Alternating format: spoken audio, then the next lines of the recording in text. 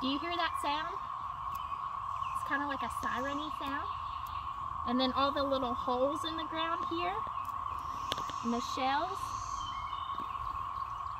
So if you didn't know what those are, what those things are from, those are cicadas.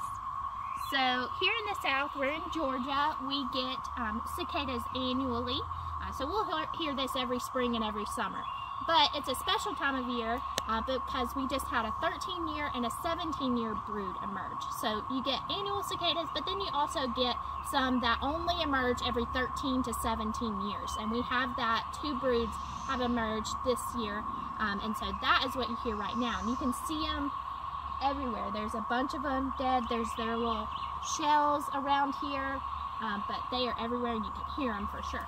So female cicadas, they will lay their eggs on trunks of trees, so like woody plants, and those nymphs will crawl down into the ground and they'll burrow into the ground, and they feed off of the roots of perennial plants.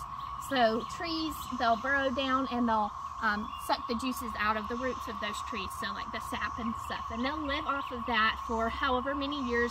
If they're an annual cicada, for like a year. If they're the 13-year brood, they'll live off of that for 13 years. And then they emerge every so often to mate and to eat and to lay their babies, and then they'll die. So when you see all these little shells, those are the baby cicadas. They've come up and they have brood. They've gone through a brood and climbed out of their shells. They've matured, and so now they are looking to find a mate to make more babies that will burrow down into the ground, and it'll repeat the cycle over and over.